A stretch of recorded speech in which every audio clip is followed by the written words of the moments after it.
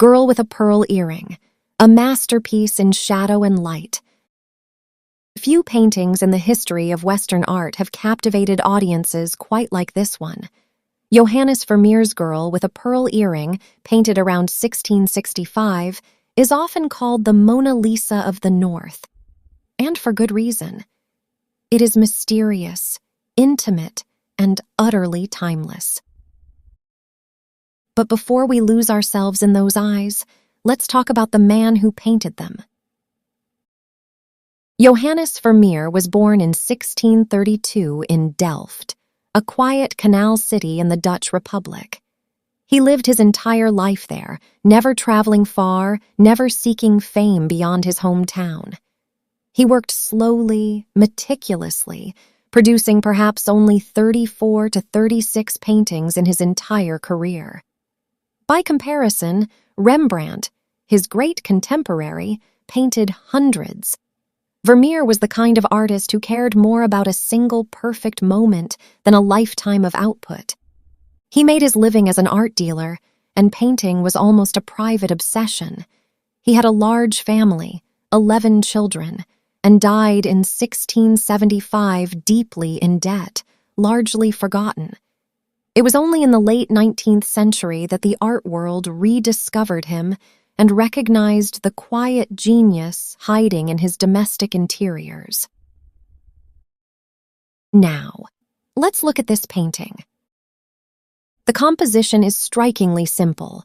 A young woman, turned slightly away from us, glances back over her left shoulder. Her lips are parted, as if she is about to say something, or has just been interrupted. The background is pure, featureless black. There is no context, no room, no story, just her.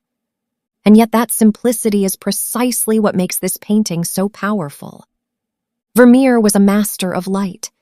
Notice how it falls across her face, soft, diffused, coming from the upper left. Her forehead glows, her cheek catches the warmth. The shadow on her neck is deep but not harsh. This is not dramatic, theatrical lighting. It is the gentle, honest light of a Dutch afternoon filtering through a window. Vermeer understood light not as a tool for spectacle, but as a way of revealing truth. Her clothing is deliberately plain, a brown and yellow garment, a white collar, but that blue and gold headscarf is extraordinary. The blue is ultramarine, one of the most expensive pigments of the 17th century, ground from lapis lazuli imported from Afghanistan. Vermeer used it freely, generously, which tells us something important. This was not a painting made cheaply or quickly. It was made with care. And then, the earring, that single luminous pearl. Look at how Vermeer painted it. A small white highlight, a soft gray shadow, a tiny reflection of light at the bottom. It is not a detailed, photorealistic jewel. It is almost an impression of a pearl, and yet it convinces us completely. The earring seems to float against the darkness, catching light just as the girl herself does. Now, who is she? We don't know. Unlike many of Vermeer's works, this is not a portrait of a specific person commissioned by a wealthy patron. Art historians classify it as a tronie, a Dutch term for a character study, a painting of a face or expression rather than an individual. She may have been a model, a neighbor, perhaps even one of Vermeer's own daughters. We will never know for certain. And perhaps that is the secret of her enduring appeal. She is not a historical figure we can research.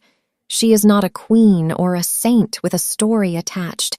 She is simply a person, looking at us, with those eyes that seem to hold something just beyond what words can reach. Tracy Chevalier wrote a novel about her in 1999. A film followed in 2003 with Scarlett Johansson in the role. The painting has appeared on stamps, posters, and magazine covers. In 2014, it was temporarily returned to Vermeer's hometown of Delft, where people queued for hours just to stand before it. The original hangs today in the Mauritshuis Museum in The Hague, in the Netherlands.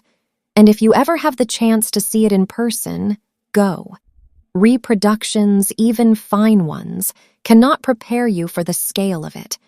The painting is smaller than you imagine, and somehow that makes it more intimate still. Vermeer gave us very few paintings, but in this one, he gave us something remarkable, a moment of human connection across 4 centuries, a glance that has never stopped. That's all for today's analysis. If you enjoyed this, subscribe for more art history, and leave a comment telling us which painting you'd like to explore next.